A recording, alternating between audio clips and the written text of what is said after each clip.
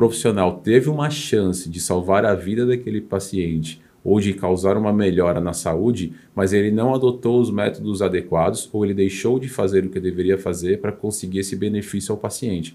Esse paciente também pode ser ressarcido dos danos dessa espécie, que são chamados perda de uma chance.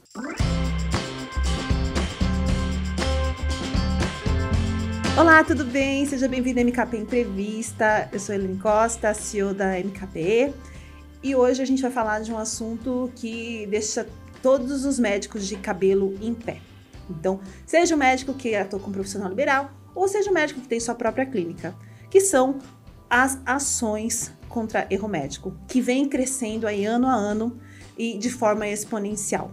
E realmente deixando médicos de cabelo em pé, porque entra aquela coisa, o que você faz quando você está numa situação dessa, né? Você monta a sua clínica, você monta a sua equipe, você se preocupa com todos os detalhes, só que de repente vem uma ação e aí você descobre que o seu prontuário tem quase nada escrito nele.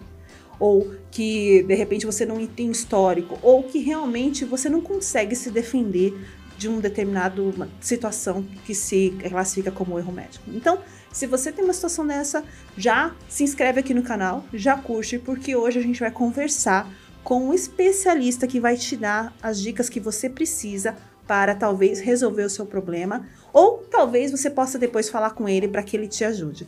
Hoje a gente está recebendo o Dr. Leandro Heimberg, que ele é advogado especialista em direito de saúde, médica e hospitalar, e que tem mais de 17 anos na área. Então, seja muito bem-vindo, Dr. Leandro. Muito obrigada por ter aceito o nosso convite. Eu que agradeço a oportunidade, a participação. É um prazer, uma honra poder falar dessa matéria aqui com vocês. Muito legal. E é um assunto que, como a gente estava conversando um pouquinho antes, isso vem crescendo ano a ano e é uma preocupação para os médicos, sejam eles médicos que têm sua própria clínica, e empresários, né, médicos, ou médico liberal, né, que atua por conta própria. Então, conta um pouquinho antes da gente entrar efetivamente no assunto, né, que todo mundo quer saber como lidar com isso. Conta um pouquinho da sua jornada, como que você decidiu atuar nessa área?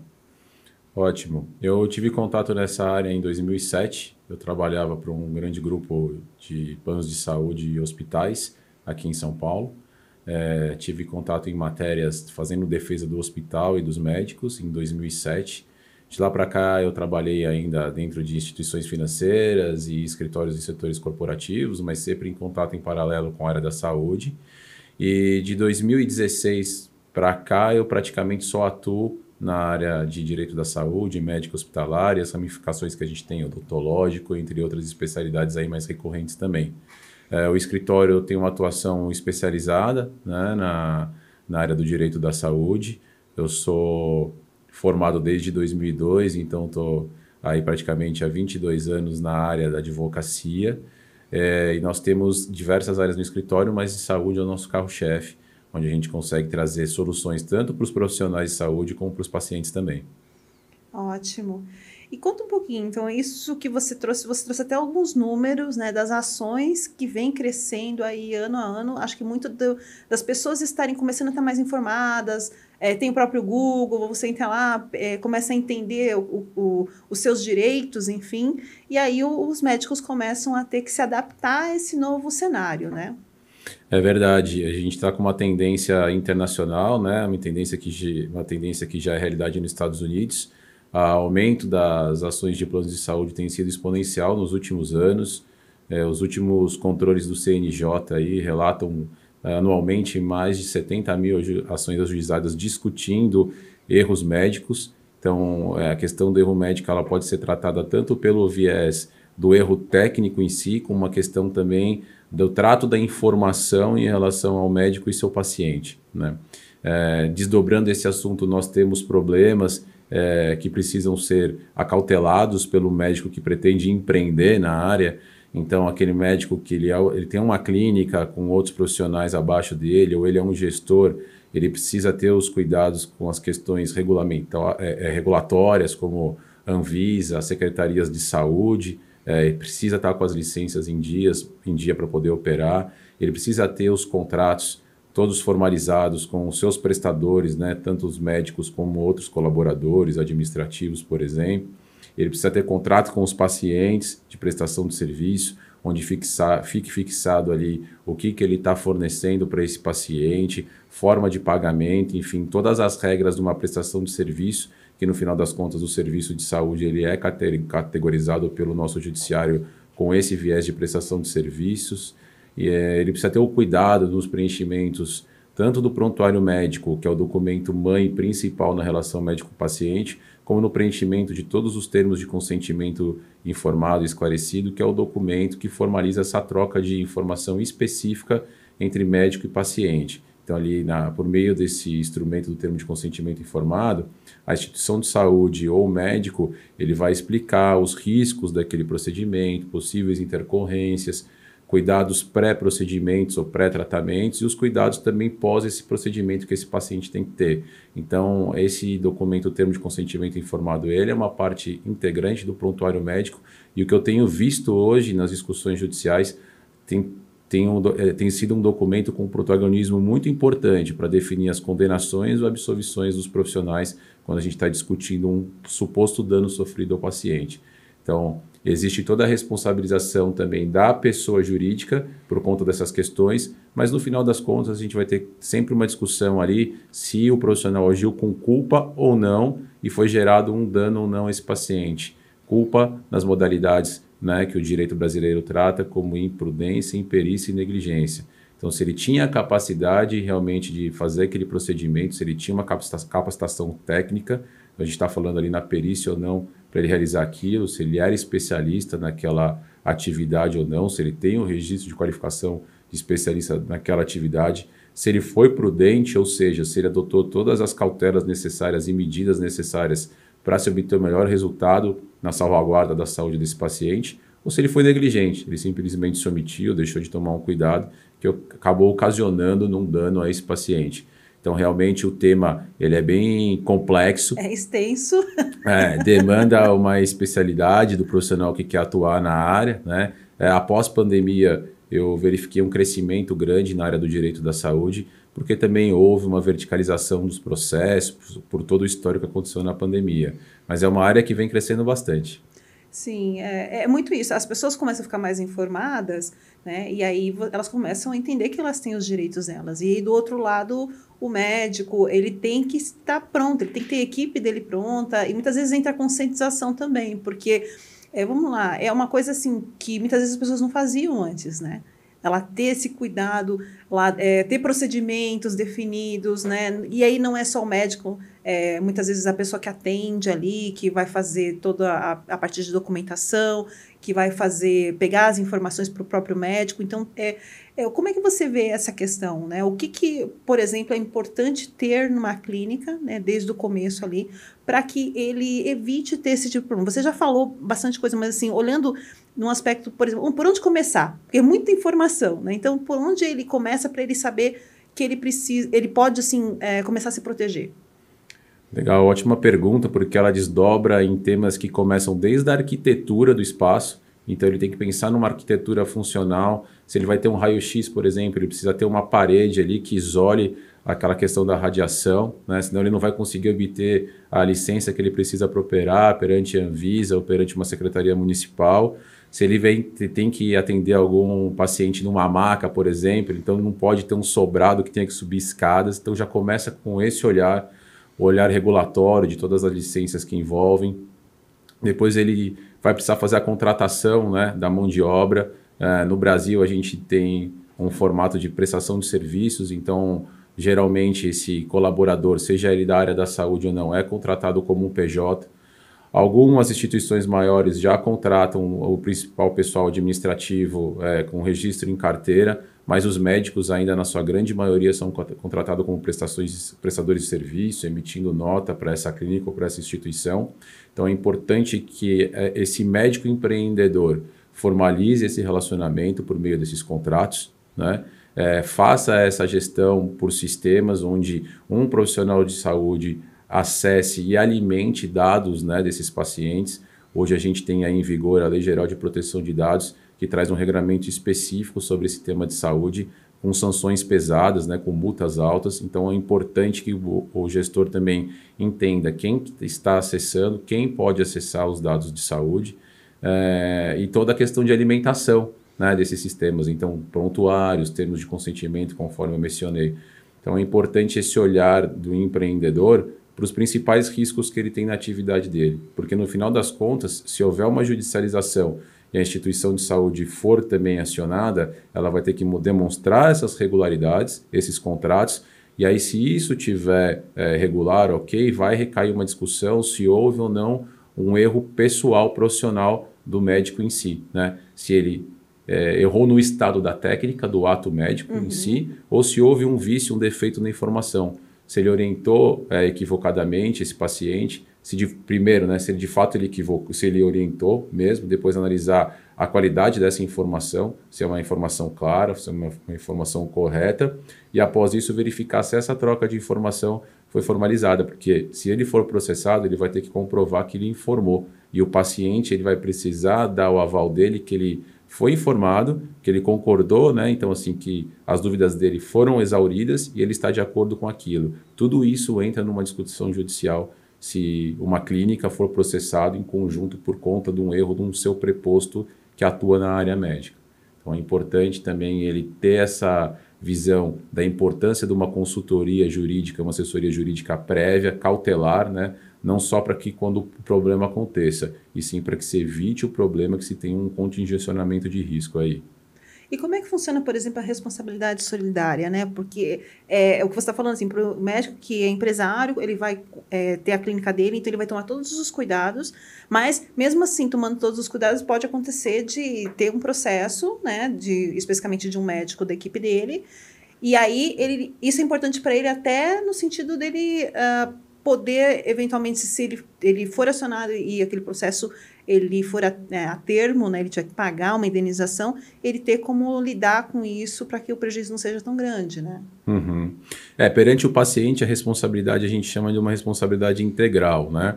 Então, vamos supor que um paciente entre com um processo reclamando de um dano que ele sofreu num hospital ou numa clínica. E essa clínica ela é um prestador credenciado de algum plano de saúde, de uma rede credenciada. É possível que esse paciente, por intermédio de seu advogado, acione desde o plano de saúde, a instituição de saúde, seja ela uma clínica, um laboratório, hospital, e o médico. Então, nós temos uma responsabilidade integral jurídica. A responsabilidade é solidária, sim, como você bem colocou, né, perante o paciente, mas há uma mitigação dessa responsabilidade entre os agentes que podem ter causado esse dano. Então, a clínica, ela pode, caso ela seja condenada por um erro do estado da técnica, de um erro de um profissional, um erro pessoal, se ela for condenada, ela pode depois, por uma via judicial, né, se ressarcir desse valor que ela tenha despendido para poder compensar esse paciente que está reclamando esse dano. Então, existe uma solidariedade, todos são responsáveis perante o paciente, mas essa responsabilidade civil ela pode ser mitigada e dirimida entre os entes, tanto pela via contratual como a própria lei civil que prevê isso. Então, no final das contas, sim, se ela sofreu uma sentença, uma condenação judicial, vai ter que desembolsar um valor, mas é possível que essa pessoa jurídica, essa instituição de saúde, se ressarça perante o profissional que causou esse dano, se ficar constatado a culpa dele. Isso é importante, né? Então, a gente tem que ter uma declaração judicial definitiva dizendo que houve de fato uma culpa do profissional que causou um dano ao que o paciente venha reclamar. E as indenizações, elas são altas, né? Elas se dividem em algumas áreas, né? Então a gente tem as questões que envolvem danos materiais, tudo que aquele paciente desembolsou em termos de tratamento, medicamento e talvez um procedimento corretivo. Então tudo que ele desembolsou, que ele teve que pagar, entra como uma compensação de danos materiais. Ele pode ser ressarcido a título de danos morais, ou seja, toda aquela aflição, angústia, desesperança que ele teve por conta do resultado do tratamento, ele pode ter um ressarcimento desse valor. Ele pode ainda ser ressarcido em relação a danos estéticos, que são danos que deixam ali sequelas tanto motoras, né? Então, houve uma diminuição ali de uma movimentação de algum membro, teve uma perda de força, isso é indenizado a título de danos estéticos e esteticamente dizendo. Então, eles submetem a um procedimento cirúrgico, o procedimento não deu certo, ele ficou com o lado paralisado, um nariz torto, enfim, ele pode também ser ressarcido a esse título. Ainda nós temos ainda os danos por perda de uma chance, que o judiciário entende é uma criação doutrinária que é, no caso, quando o profissional teve uma chance de salvar a vida daquele paciente ou de causar uma melhora na saúde, mas ele não adotou os métodos adequados ou ele deixou de fazer o que deveria fazer para conseguir esse benefício ao paciente. Esse paciente também pode ser ressarcido dos danos dessa espécie, que são chamados perda de uma chance. E por final ainda, o judiciário pode arbitrar uma pensão em favor da pessoa que teve uma diminuição aí da sua capacidade motora, laboral, por exemplo, e também de um ente familiar que teve ali algum ente querido que acabou vindo a óbito por conta de uma culpa do médico, né, de uma lesão corporal. O judiciário pode arbitrar em favor dessa família uma pensão por conta da perda de um ente familiar. Então, assim, o risco é grande. Muito grande, né? Os valores Nossa. são altos, né? Há uma verticalização dessa judicialização.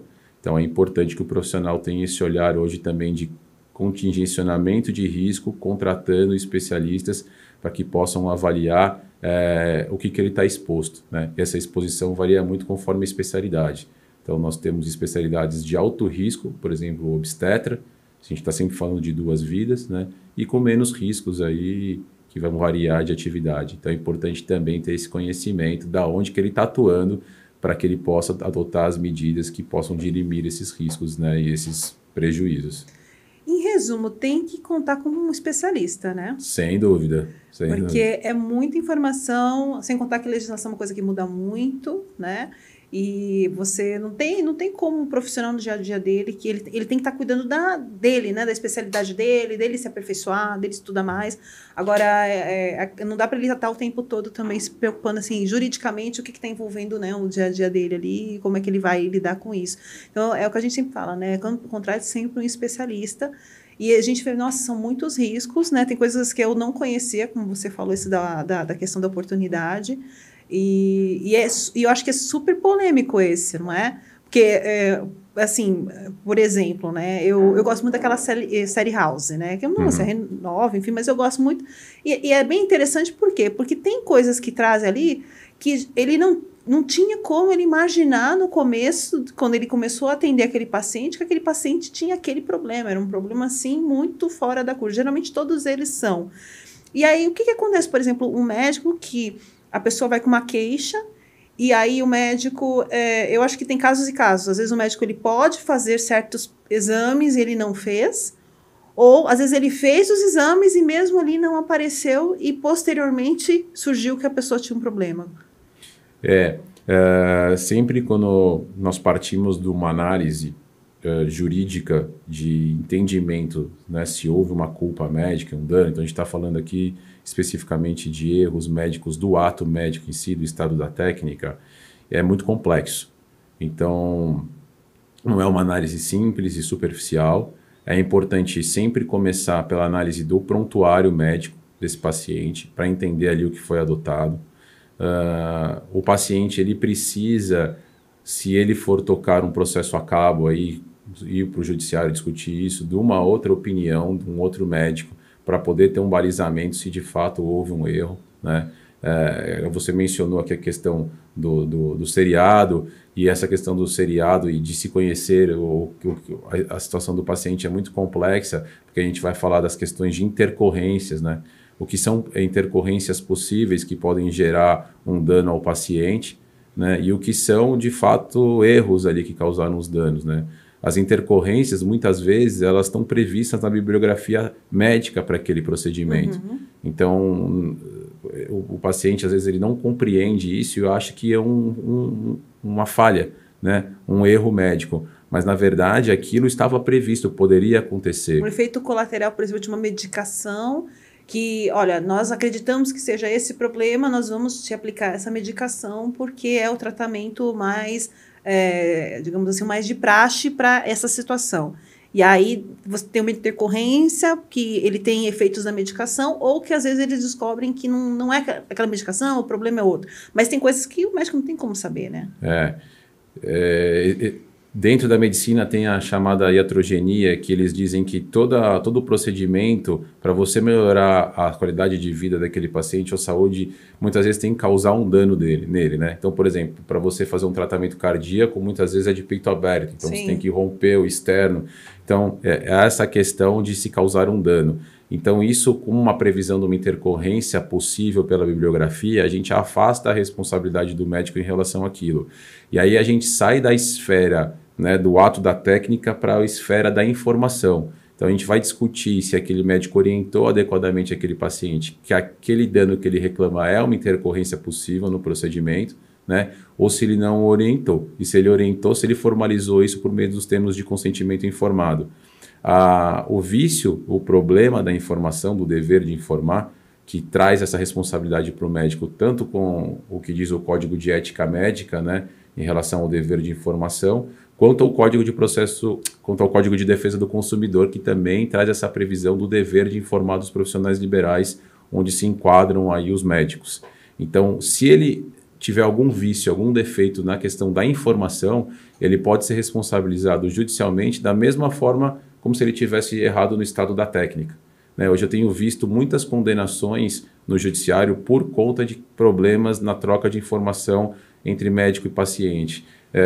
O que o médico faz muitas vezes é ele tentar se calçar com o pedido de exames de imagem de sangue para entender o cenário ali que está acontecendo. Mas muitas vezes acontecem, os problemas vão se agravando, né?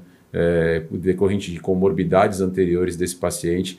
Muitas vezes o próprio paciente ele omite certas comorbidades, porque talvez ele possa ter problema com o plano de saúde dele, onde ele não informou doenças pré-existentes. Então, assim, o universo, né, onde pisa hoje o médico, os profissionais de saúde, ele está pisando em ovos, né? O tempo todo. O risco ele é bem alto, por isso que é importante ele sempre se embasar com os documentos adequados, ele estar atualizado na profissão dele. Então, ele está fazendo ali uma especialização, fez uma residência, uma formação formal. Ele tem conhecimento da como está a comunidade médica internacional sobre aquele procedimento que ele adota, né? Como está a bibliografia médica sobre aquele procedimento, porque isso atualiza muito rápido na medicina, as tecnologias em medicina, elas avançam muito rapidamente. Então, quando se analisa uma responsabilidade médica de um profissional, numa discussão judicial, o judiciário está atento a esses pontos, né? Então, ele vai estar atento. Estamos discutindo, por exemplo, um dano decorrente de uma mamoplastia, de uma cirurgia plástica na mama, foi a colocação de prótese.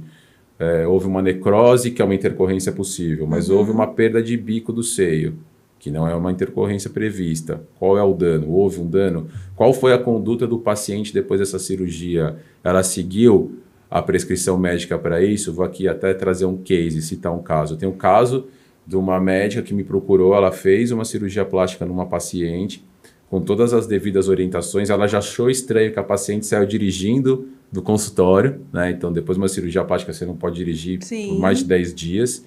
E na semana seguinte, ela era meio uma influencer digital da cidade, essa paciente, e ela postava muita coisa nas redes sociais. Ela postou um vídeo dela na represa da cidade, lá na cidade de Minas Gerais dela, dirigindo uma lancha, pilotando um motor, com o braço para trás. E depois processou essa médica porque o resultado não ficou esperado. Então, assim, é muito importante que também tenha essa orientação, e essa orientação seja documentada, né, nessa relação com esse paciente. Então, os riscos, eles são de diversas ordens, né? É importante que, conforme eu estava falando, que o profissional ele esteja atualizado, ele esteja especializado. O judiciário, essa discussão vai recair numa perícia técnica, né? O juiz vai nomear um perito de confiança dele para atuar no caso, né? Porque assim como nós somos formados em direito, assim como o juiz e eu somos formados em direito, não conhecemos medicina, então não vamos dar pitaco onde a gente não conhece.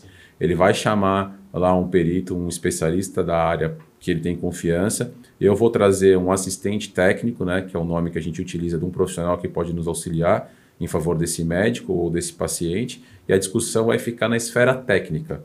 E caso depois se constate que possa também ter um vício nessa questão da informação, nessa troca entre paciente e profissional, vai se avaliar se o médico se desincumbiu do ônus dele de informar, ou seja, se ele cumpriu o que diz o Código de Ética Médica em relação ao dever de informação e o Código de Defesa do Consumidor também, porque ele pode ser condenado por não ter informado tudo o que deveria informar e mais, de ele não ter formalizado essa informação por meio dos chamados termos de consentimento livre, informado e esclarecido, que precisam ser disponibilizados aos pacientes com um tempo adequado para o paciente refletir se ele quer se submeter àquele procedimento ou não. Isso é que eu ia perguntar, porque assim, uma coisa, porque é uma linguagem técnica. Sim. Então ele vai explicar, não só a linguagem técnica, às vezes é muita informação.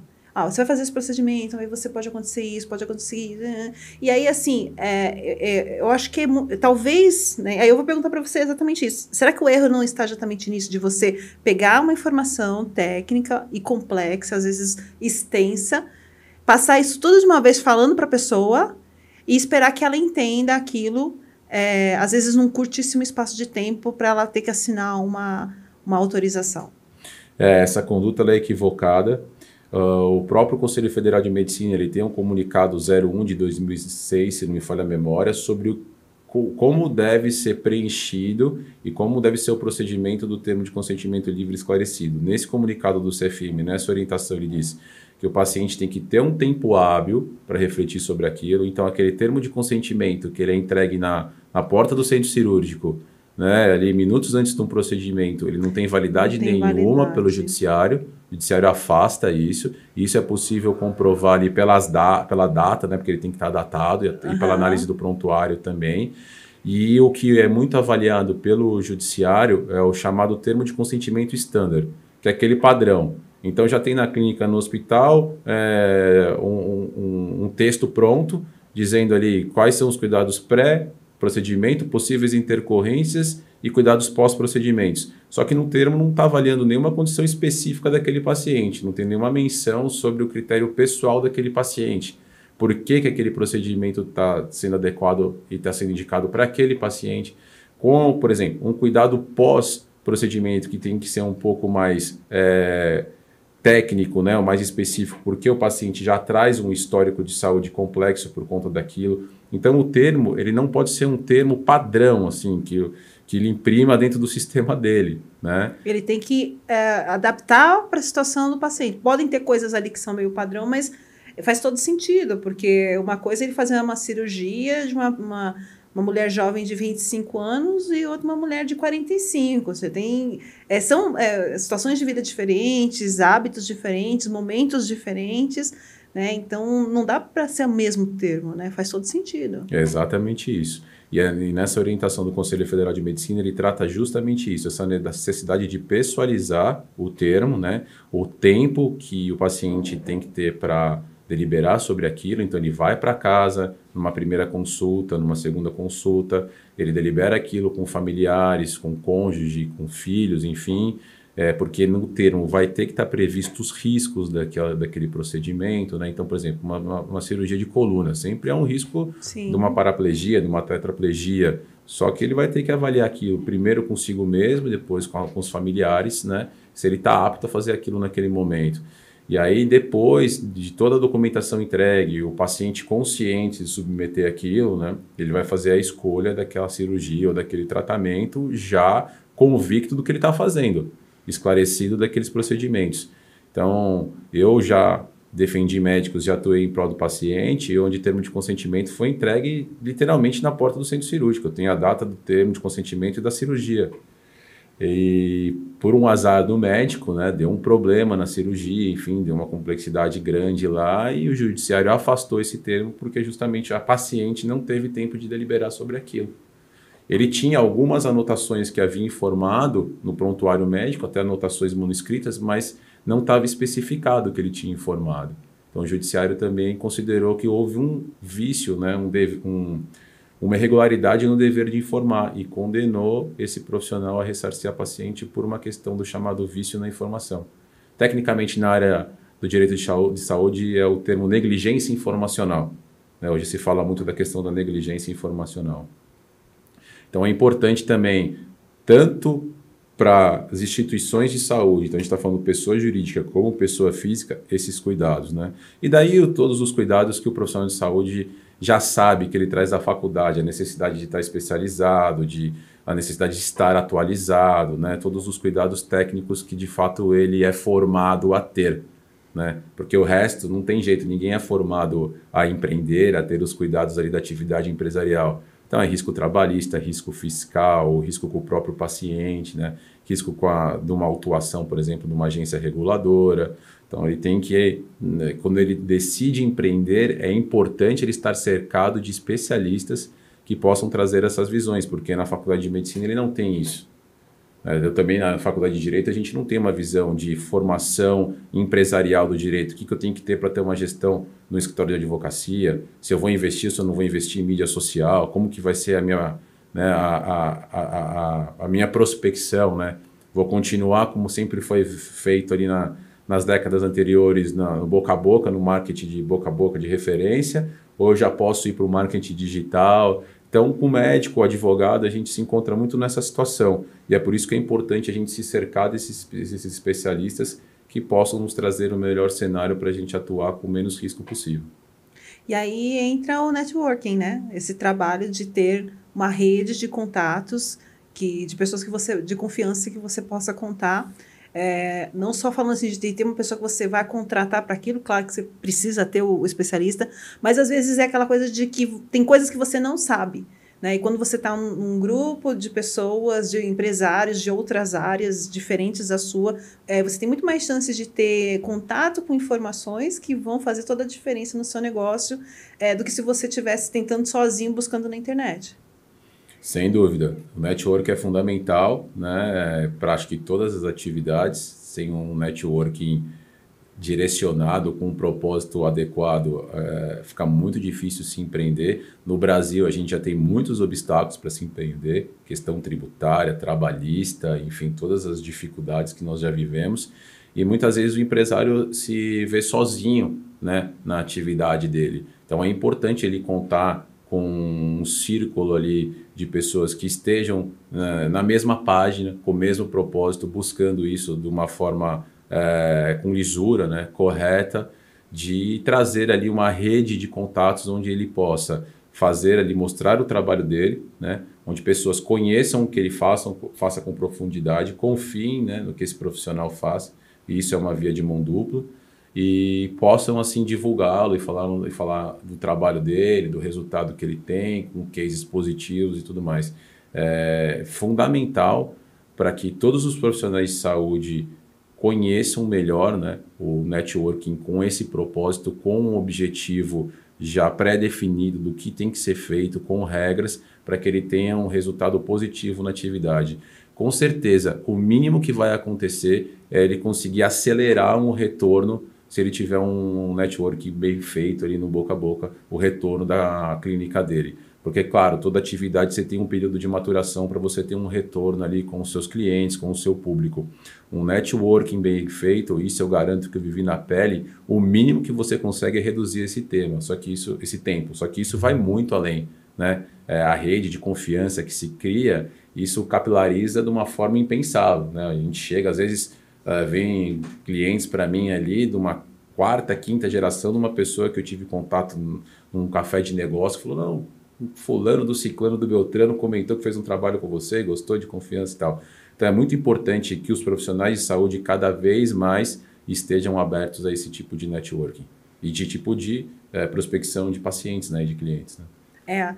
Assim, não pode ter um canal só. Né? E o networking é legal que não é só a questão da indicação, né, de receber uma referência, mas também está num grupo ali de pessoas que vão ajudar, sempre vão ajudar, porque a gente aprende muito, né? Essa troca é muito rica.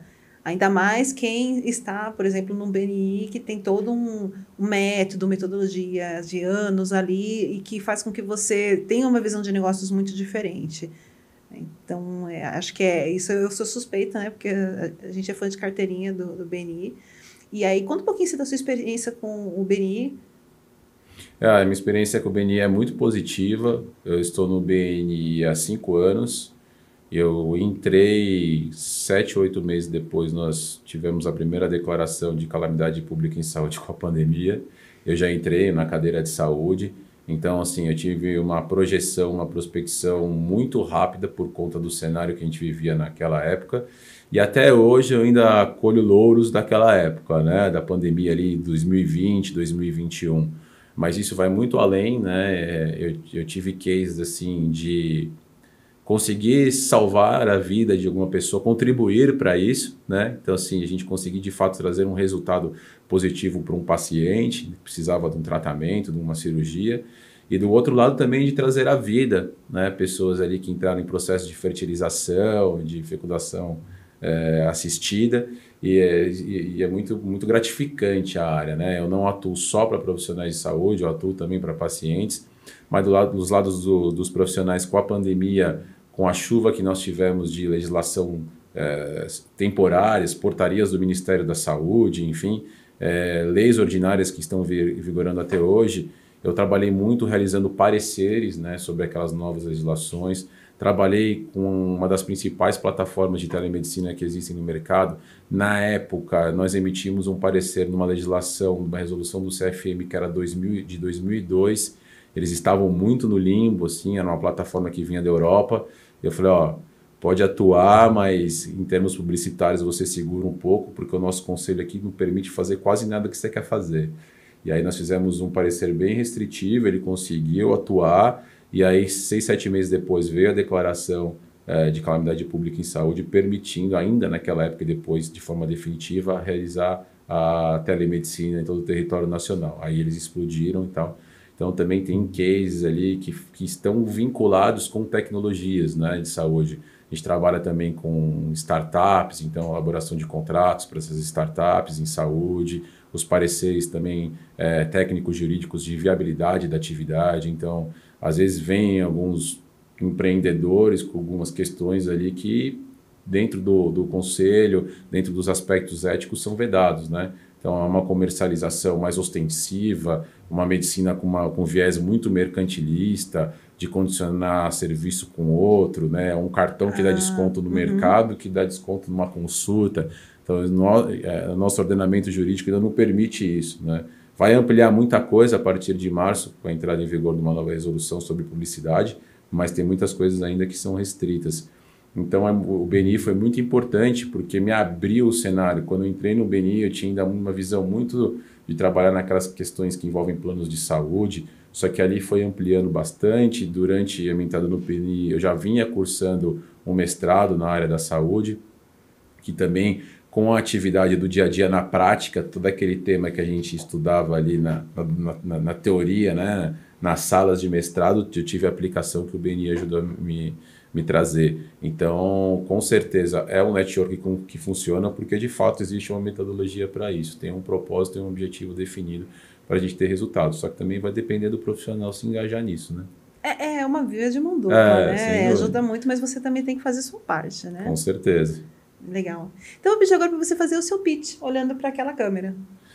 Bom, meu nome é Leandro Heimberg, como já foi apresentado, sou advogado na área da saúde. Eu acho muito importante, conforme a gente enfocou aqui, que o profissional ele esteja com a documentação adequada, contratos de prestação de serviço, termos de consentimento, os prontuários, porque caso ele sofra, né, ele, pessoa física ou a instituição onde ele está inserido, um processo judicial, a primeira coisa que vai ser analisada e a fundamentação para a defesa desse profissional, dessa instituição, é com base nesses documentos. Então é importante que ele contrate, converse com um advogado especialista na área, porque esses instrumentos possuem especificidades dessa área da saúde que um advogado na área do direito da saúde médico-hospitalar vai poder orientar melhor. O meu pedido de referência são para clínicas médicas. Muito legal. E como é que as pessoas te encontram? No seu site, Instagram, LinkedIn? Eu tenho um site, www.leandroheimberg.com.br, é um site blog, tem bastante conteúdo. O site do escritório é www.kmr.adv.br. Eu tenho o meu Instagram também, que é o @leandro.heimberg, ou Heimberg, né? Heimberg fica mais fácil de localizar. Ele também tem um canal no YouTube, que é Dr. Leandro Heimberg, onde eu tenho algumas entrevistas que eu dei para alguns canais de TV e de mídia digital, onde eu estou falando ali de direito da saúde, direito do consumidor, que é possível também me localizar. Perfeito. Muito obrigada por ter aceito o convite, adorei, assim, a gente sempre aprende muito e acho que todo mundo que também está acompanhando também aprendeu bastante, porque é muita informação e a gente vê como é importante a gente contar com um especialista para isso. Então, é aquilo, é sempre essa recomendação, buscar um especialista. Então, muito obrigada por estar vindo aqui se disponibilizar a explicar um pouco para as pessoas sobre isso, né, sobre esse tema tão importante. Eu que agradeço a oportunidade, é sempre um prazer falar desse tema, eu gosto bastante, né, da temática, grato pelo espaço aqui que a MKP me disponibilizou para a gente falar sobre isso. Tem muito mais conteúdo, muito mais a falar, espero que seja convidado para uma próxima oportunidade e estou à disposição para qualquer dúvida ou caso alguém queira me contatar aqui para esclarecer alguma coisa que ficou meio nebulosa, estou à disposição. Muito obrigada. Eu que agradeço. E você que acompanhou a gente aqui até agora, espero que você tenha gostado, é muita informação. Então, você que é médico, você que empreende nessa área médica, tem sua clínica, hospital, enfim, você precisa contar com alguém realmente como o Dr. Leandro para tirar as suas dúvidas, para poder te orientar, né? A gente está entrando meio que num momento muito diferente aí no mercado e não tem muito como fazer aquilo sem ter orientação de quem sabe. Então, já aproveita, já segue ele nas redes sociais. Se você tiver dúvida, quiser fazer alguma pergunta, pode deixar nos comentários aqui que a gente compartilha com ele vai responder aqui, tá? E se lembra de se inscrever aqui, porque a gente tem sempre entrevistas desse nível, né? Entrevistas de alto nível, para ajudar você sempre com informações de empresários de sucesso que vem trazendo ao conhecimento deles, compartilhando informações. E eu sempre digo que às vezes uma informação que alguém compartilha aqui pode fazer toda a diferença no seu negócio. Então é isso, muito obrigada e até a próxima.